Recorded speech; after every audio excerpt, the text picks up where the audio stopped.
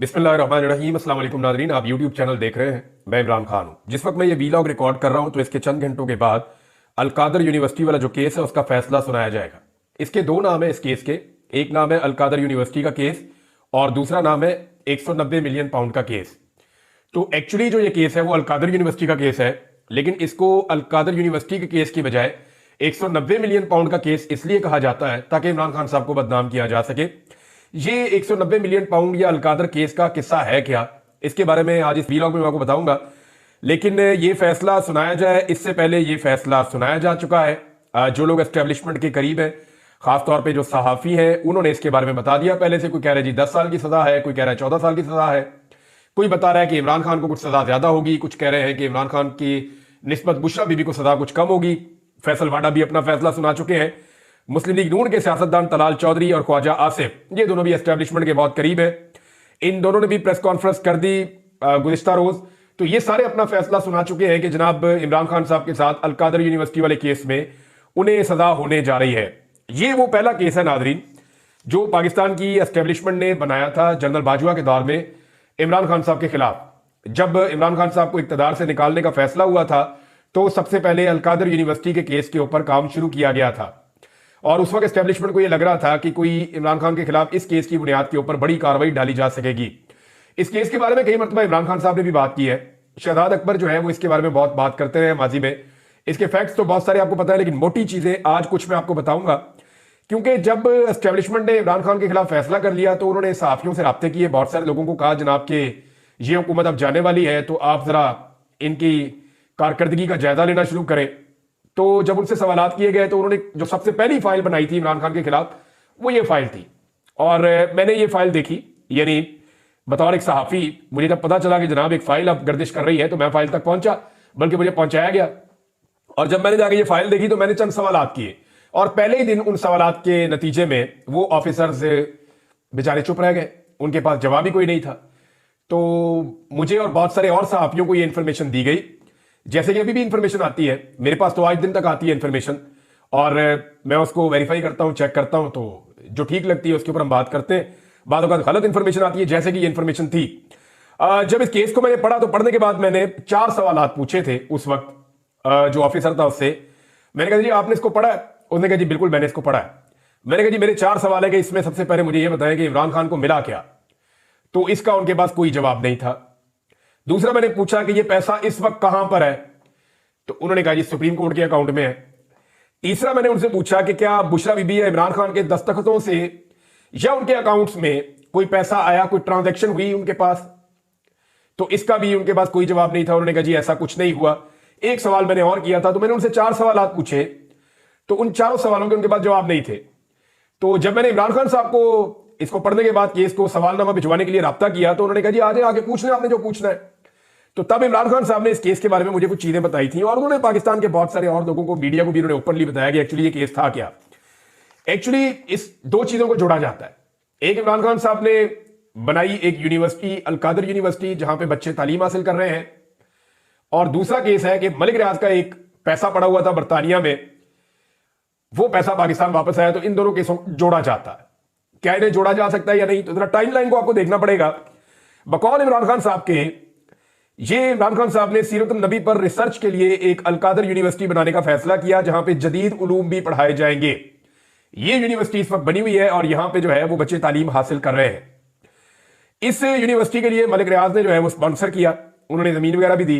बहुत सारे और इन्वेस्टर्स हैं जिन्होंने उसके अंदर इन्वेस्ट किया, बहुत सारे लोगों ने उसके अंदर जो है वो चंदा दिया, जो लोग देते हैं चैरिटीज वगैरह। तो वो जब पैसा इकट्ठा हुआ तो फिर उसका इफ्तिताह हुआ। अच्छा, ये जो जमीन दी गई ना, मलिक रियाज ने जमीन दी थी, ये 2018 में दी थी। 2018 याद रखिएगा, 2018 के इख्तिताम पे ये जमीन मलिक रियाज ने दी थी और मई 2019 में इसका इफ्तिताह हो गया था। मई 2019 में इफ्तिताह हुआ तो जून, जुलाई, अगस्त, सितंबर, अक्टूबर, नवंबर, दिसंबर, इसके इफ्तिताह के 7 महीने के बाद एक काबीना के सामने एक मैटर आता है जिसमें बताया जाता है कि बरतानिया की एक नेशनल क्राइम एजेंसी है, उसने वहां पे कोई मशकूक ट्रांजैक्शन पकड़ी है और उसकी बुनियाद के ऊपर मलिक रियाज के साथ, क्योंकि पैसा जो है मलिक रियाज के बेटे हैं और मलिक रियाज का बेटा अली रियाज उनका नाम है, उनके नाम के ऊपर जनाब वहां पे एक कंपनी है और वो जो कंपनी है अल्टीमेट होल्डिंग उसका नाम है। उस कंपनी के नाम के ऊपर वो उन्होंने एक प्रॉपर्टी खरीदी थी शरीफ खानदान से। आपको याद होगा जब पनामा केस आया था शरीफ खानदान पे 2016 में, तो उन्होंने बहुत तेजी में बेचने की कोशिश की थी कि बेच के हाइड पार्क को तो निकल जाए। तो उस वक्त इस कंपनी ने खरीदा था जो मलिक रियाज साहब के बेटे की है। बाद में जब ये मामला नेशनल क्राइम एजेंसी के पास गया तो फिर नेशनल क्राइम एजेंसी ने मलिक रियाज और उनके बेटे के जो पैसे थे इस कंपनी के अंदर 190 मिलियन पाउंड, वो पैसा उन्होंने फ्रीज कर दिया।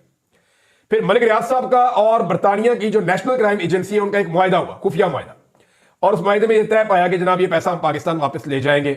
अब जब ये पैसा वापस पाकिस्तान लाने की बात हुई तो फिर पाकिस्तान की गवर्नमेंट को इसके बारे में पता चला, पैसे के बारे में। तो अब पाकिस्तान की गवर्नमेंट के पास दो रास्ते थे जो इस काबीना के अंदर आए। एक रास्ता यह था कि हम बरतानिया में जाकर केस लड़ें और यह साबित करें कि यह पैसा पाकिस्तान से मनी लॉन्ड्रिंग के जरिए गया और करप्शन का पैसा है, तो इस पैसे को लाने या ना लाने के हवाले से कोई कंफर्मेशन नहीं है।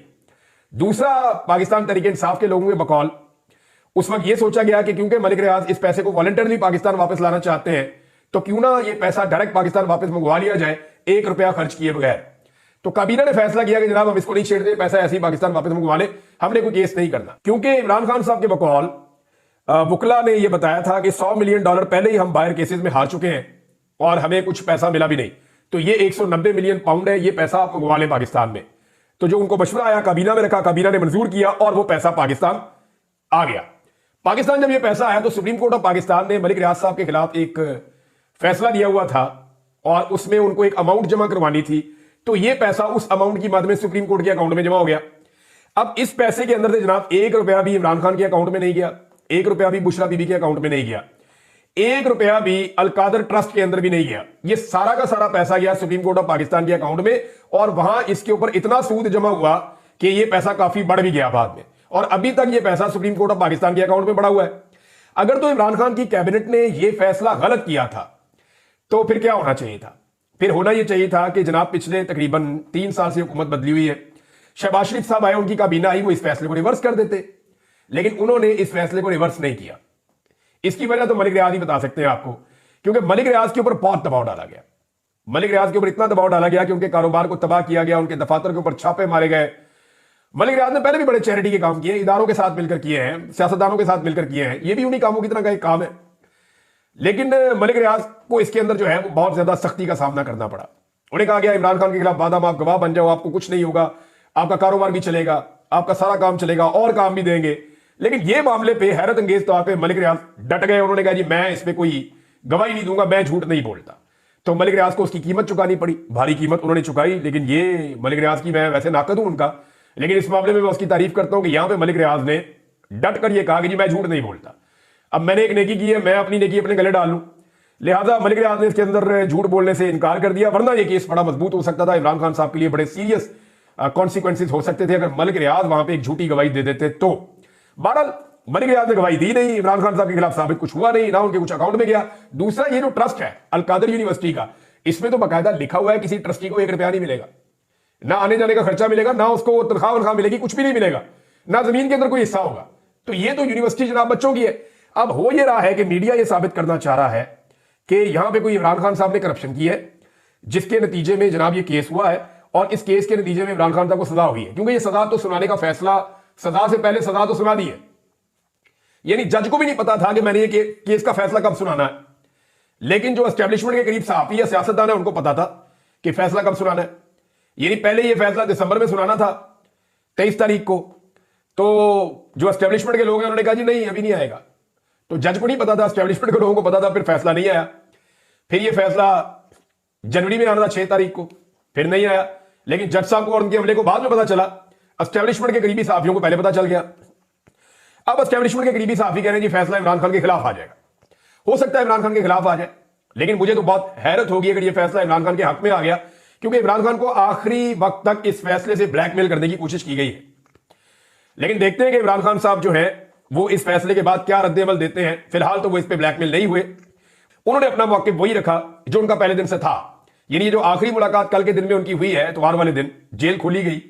अब आप इमरान खान की ताकत का अंदाजा कर लें कि वो एतवार को भी जेल खुलवा लेता है और एतवार को जेल खोलनी पड़ जाती है, लेकिन इमरान खान साहब ने अपना मौक़िफ़ नहीं बदला। तो आसाम की इस लड़ाई में इमरान खान साहब को शिकस्त देना बहुत मुश्किल है। अब पाकिस्तान का मीडिया जो है उसकी ड्यूटी यह है कि साबित करो या प्रोपेगेंडा करो किसी तरह भी कि जनाब जैसे नवाज शरीफ के खिलाफ फैसला आया था वैसे ही इमरान खान के खिलाफ फैसला आ गया। अगर इमरान खान के साथ ज्यादती हो रही है तो फिर नवाज शरीफ के साथ भी ज्यादती हो रही थी। अगर ये अलकादर यूनिवर्सिटी है तो वहां पे नवाज शरीफ का जो लंदन का अपार्टमेंट है या वो जो बहुत बड़ा महल है हाइड पार्क का, वो भी ऐसे ही केस है। तो जनाब मैं कुछ चीजें आपके सामने रख देता हूं इस हवाले से, इससे पहले कि मीडिया प्रोपेगेंडा करे। ये मैं आपके सामने रखने वाला हूं कि नवाज शरीफ का जो अमल था और इमरान खान का जो अमल है उसमें फर्क क्या है। नवाज शरीफ ने जाती जागीर जाती प्रॉपर्टी बनाई, इमरान खान साहब ने यूनिवर्सिटी बनाई, यानी दोनों केसों में फर्क है। वो नवाज शरीफ के बच्चों के नाम पे है, ये इमरान खान साहब ने कौम के बच्चों के नाम पर किया है। वहां पे आज भी महल्लाती साजिशें होती हैं, लंदन प्लान होता है, इस तरह की चीजें होती हैं। और यहां पे अलकादर यूनिवर्सिटी में सीरतुन नबी पढ़ाई जाती है। वहां सिर्फ मखसूस किस्म की एलीट दाखिल हो सकती है शरीफ खानदान को मिलने के लिए, और यहां जो है वो गरीबों के बच्चे जाकर पढ़ते हैं। ये जो है नस्ल दर नस्ल शरीफ खानदान के पास रहेगी और ये प्रॉपर्टी इनके बच्चों को जाएगी। जबकि अलकादर यूनिवर्सिटी की जो प्रॉपर्टी है उसकी मलकियत अब एक ट्रस्ट के पास है जो हमेशा ऐसे ही रहेगी और ये हमेशा कौम के बच्चों के पास जाएगी। अगर आप हाइड पार्क की वीडियोस देखें तो पाकिस्तानियों को अफसोस होता है कि ये हमारा पैसा ये कहां चला गया, इसका मनी ट्रेल नहीं है आज तक। लेकिन अगर आप वीडियोस देखें अलकादर यूनिवर्सिटी की तो आपको फख्र होता है। और अलकादर यूनिवर्सिटी की वीडियोस बनाकर प्रोपेगेंडा भी नहीं किया जा सकता। क्या दिखाएंगे, कौम के बच्चे वहां पे पढ़ रहे हैं, ये इमरान खान ने करप्शन की है कि वहां पे सीरतुन नबी पढ़ाई जा रही है बच्चों को। आज तक जो हाइड पार्क है उसकी मनी ट्रेल सामने नहीं आ सकी, जबकि पूरी ऑडिट रिपोर्ट अलकादर यूनिवर्सिटी की इस वक्त मौजूद है नैब के पास और उसमें वो कोई गलती नहीं निकाल सके। पाकिस्तान ये आज भी नवाज शरीफ के लंदन फ्लैट्स का जो है वो हिसाब किताब मांगते हैं, लेकिन यानी पाकिस्तानी पूछते हैं कि हमारे पैसे वहां कैसे गए, लेकिन अलकादर यूनिवर्सिटी को आज भी पाकिस्तानी पैसे देते हैं ताकि यूनिवर्सिटी चले और यहां पे बच्चे पढ़े। तो मीडिया इससे पहले कि साबित करने की कोशिश करे दोनों एक जैसे, दोनों केस एक जैसे कोई नहीं है। मियां साहब ने अपने बच्चों की जायदाद बनाई है, मियां साहब के पास उसका कोई हिसाब किताब नहीं है। इमरान खान ने कौम के बच्चों के लिए यूनिवर्सिटी बनाई है और इमरान खान के पास उसकी एक एक रसीद और ऑडिट मौजूद है और उसके अंदर कोई गलती नहीं निकाल सके। केस वो ये बनाते हैं कि क्योंकि मलिक रियाज को एक सहूलत दी गई थी कि वो अपना पैसा जो नेशनल क्राइम एजेंसी के साथ उसने मुआहदा किया खुफिया, उसके नतीजे में वो अपना पैसा पाकिस्तान ला के सुप्रीम कोर्ट ऑफ पाकिस्तान के फैसले के मुताबिक वो वहां पैसा जमा करवा दे सुप्रीम कोर्ट के अकाउंट में। गया तो गवर्नमेंट के अकाउंट में ना, सुप्रीम कोर्ट गवर्नमेंट की है तो वो तो गया गवर्नमेंट के अकाउंट में गया। अब अगर तो वो फैसला गलत था तो शहबाज शरीफ साहब आके उसको बदल देते। अब तक 3 साल हो गए, किसी कैबिनेट ने उसको बदलने की जरूरत नहीं की। या तो उस फैसले को रिवर्स करते और वो ये कहते कि सुप्रीम कोर्ट ऑफ पाकिस्तान से वो पैसा निकालो और निकालकर स्टेट बैंक ऑफ पाकिस्तान में डालो। आज तक वो वाला काम भी नहीं किया। तो क्या इसमें अकेला इमरान खान कसूरवार होगा? काबीना के एक फैसले की जिम्मेदारी अकेले वजीर आजम पे कैसे आ सकती है? एक बड़ा सवाल है, इसका जवाब किसी के पास नहीं है। दूसरा यह है कि क्या मलिक रियाज साहब जो है उनके बगैर इमरान खान साहब को आप फिक्स कर सकते हैं? वो भी आप नहीं कर सकते। इस केस में अकेले इमरान खान को फिक्स करना तकरीबन नामुमकिन था, लेकिन अगर आज इमरान खान साहब को फिक्स कर दिया गया तो इसका इंपैक्ट जो है वो क्या होगा, जरा ये आप पहले अंदाजा कर लें। इससे जो है ना वो इमरान खान साहब की पॉपुलैरिटी में मजीद इजाफा ही होगा। सोशल मीडिया के ऊपर ओवरसीज पाकिस्तानियों के अंदर गम गुस्से की एक लहर आएगी।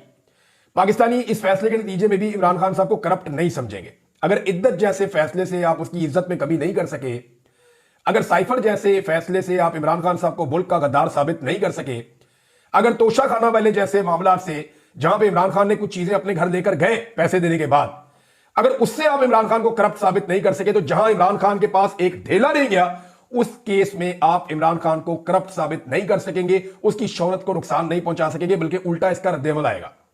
होगा यह कि इमरान खान साहब जो तहरीक आगे चलाना चाहते हैं उस तहरीक को जो है वो ताकत मिलेगी और इससे इमरान खान साहब की मकबूलियत में भी इजाफा आएगा, इसका इंपैक्ट आएगा। तो नाज़रीन, जितने भी कोर्ट रिपोर्टर्स हैं उनसे जब मैंने बात की या मैंने उनके वीलॉग सुने या मैंने उनके तजज़िये सुने और जो खबरें मैंने देखी, उसके मुताबिक तो ये मामला टिकेगा नहीं। यानी आप किसी भी कोर्ट रिपोर्टर को सुन लें और उससे आप जान लें जिन्होंने इसको कवर किया है, वो बड़ा क्लियरली कहते हैं कि ये केस अगर फैसला इमरान खान के खिलाफ, जेल के अंदर तो जितने ट्रायल हुए सबका फैसला इमरान खान के खिलाफ पहले ही आया, अगर इसका फैसला भी इमरान खान के खिलाफ आ जाता है तो क्या ये हाई कोर्ट में टिक पाएगा? तो मुझे जितने भी मेरे सोर्सेज हैं जिन्होंने इस केस को सुना, चाहे वो वकला हैं, चाहे वो लोग जो है वो हुकूमत की साइड पे हैं, चाहे वो लोग जो है वो जर्नलिस्ट हैं, उन तमाम लोगों ने मुझे ये कहा कि नहीं ये टिक नहीं पाएगा। जैसे ही हाई कोर्ट में जाएगा नैब की बड़ी टिका के बेइज्जती होगी, क्योंकि इससे पहले जब भी इस केस को चलाने का फैसला किया गया तो मौजूदा जो चेयरमैन नैब है, इनके आने से पहले जो भी ऑफिसर थे उन्होंने इनकार कर दिया था। उन्होंने कहा ये मुमकिन नहीं है, इस केस के अंदर इमरान खान साहब को फिक्स नहीं किया जा सकता। इमरान खान को कोई भी सजा देने से पहले सिस्टम ने हमेशा ये उम्मीद की कि ये वाली सजा इमरान खान को तोड़ देगी, या उन्हें लगा कि ये वाली सजा जो है वो इमरान खान साहब को अवामी मकबूलियत को नुकसान पहुंचाएगी। लेकिन हर सजा के बाद इमरान खान साहब का ना सिर्फ सियासी कद बड़ा हुआ, बल्कि इमरान खान साहब के अज़म में मजीद इजाफा हो गया और वो मजीद पुख्तगी के साथ अपने मिशन पर लग गए। इमरान खान साहब को मिलने वाले बहुत सारे लोग अब ये कहते हैं कि इमरान खान का ये कहना है कि इक़्तिदार के लिए नहीं, मैं इस सिस्टम को अब ठीक करूंगा, और अगर वो वाकई इस मिशन पर लग गए हैं तो फिर ये सिस्टम ठीक हो जाएगा। क्योंकि और भी बहुत सारे सियासतदान हैं जो अंदर से इस सिस्टम को ठीक करना चाहते हैं, लेकिन वो मजबूर है बेचारे, और खौफ की वजह से कभी वो इमरान खान से डरते हैं, कभी वो एस्टेब्लिशमेंट से डरते हैं, लेकिन जो खौफ है उसकी वजह से वो सिस्टम को दुरुस्त करने से कतराते हैं। लेकिन अगर इमरान खान साहब ने और बाकी सियासतदानों ने किसी वक्त मिलकर यह फैसला कर दिया कि हमने मिलिट्री एस्टेब्लिशमेंट को पाकिस्तान की सियासत से दूर करना है, तो यह पाकिस्तान का सबसे बड़ा भला हो जाएगा। मैं बार बार यह बात करता हूं। नाज़रीन, दूसरी जानिब एक रिपोर्ट यह है कि ओवरसीज पाकिस्तानियों से लगातार राब्ते किए जा रहे हैं। जितना भी अमला है फॉरेन ऑफिस का, वो और जितने भी वहां एम्बेसीज हैं, वो लोग पूरा जोर लगा रहे हैं और कोशिश कर रहे हैं कि जो एक्टिविटीज जनवरी के महीने में मिड के बाद से लेकर आखिर तक होने वाली है उनको किसी तरह रोका जाए। अमेरिका में बहुत कोशिश की जा रही है, बरतानिया में कोशिश की जा रही है कि पार्लियामेंट्री ब्रीफिंग जो है उसके अंदर जो लोग जा रहे हैं वो बातें ना करें जो बातें उन्होंने करने का फैसला किया है। दूसरी जानिब जो ओवरसीज पाकिस्तानी है उनका कहना है कि जनाब हमारा कोई किसी सियासी जमात के लिए हम ये नहीं कर रहे, हम ये काम पाकिस्तान के लिए कर रहे हैं। जब तक पाकिस्तान में इन मुल्कों की तरह रूल ऑफ लॉ नहीं होगा, जब तक पाकिस्तान में इंसानी हकूक की पामालियां बंद नहीं होंगी, जब तक मैंडेट का एहतराम नहीं होगा, तब तक पाकिस्तान आगे नहीं बढ़ेगा। लिहाजा हम तो आवाज उठाएंगे। यही बात जो है अमेरिका में भी ओवरसीज पाकिस्तानी कर रहे हैं। हालांकि इसमें पाकिस्तान तहरीक इंसाफ के लोग भी शामिल हैं, लेकिन अक्सरियत ऐसे तगड़े पाकिस्तानियों की है जो वहां पे काफी इंफ्लुएंस रखते हैं। ये लोग जो है वो पाकिस्तान का बहुत फायदा कर सकते हैं, और मेरे ख्याल में ये फायदा ही कर रहे हैं, क्योंकि इंसानी हकूक के लिए, डेमोक्रेसी के लिए, मैंडेट के एहतराम के लिए और रूल ऑफ लॉ के लिए आवाज उठाना और पाकिस्तान में इसको इंश्योर करना, इससे बेहतर जिम्मेदारी कोई और हो नहीं सकती जो ओवरसीज पाकिस्तानी अदा कर रहे हैं। तो लगातार दो चीजों के लिए दबाव डाला जा रहा है कि एक तो ये ब्रीफिंग्स ना हो, ना कांग्रेस में हो और ना ही बरतानवी पार्लियामेंट में हो, और अगर हो तो वो बहुत सतही किस्म की हो। और नंबर दो, पाकिस्तान पूरी कोशिश कर रहा है कि जो बाइंडिंग रेजोल्यूशन आ रही है अमेरिका में, कांग्रेस में, उसको अवॉइड किया जाए। क्योंकि अगर वो आ गई और सख्त नौयत की आ गई तो उसके बाद जो है वो पाकिस्तान में जो हुक्मरान तबका है, या इस वक्त जो एक पॉलिटिकल एलीट है, या वो एलीट है जिसने कैप्चर किया हुआ पूरे निजाम को, उनके लिए बड़े सीरियस इश्यूज हो जाएंगे। अब तक के लिए इतना ही। अपना ख्याल रखिएगा, अपने चैनल का भी। अल्लाह हाफ़िज़।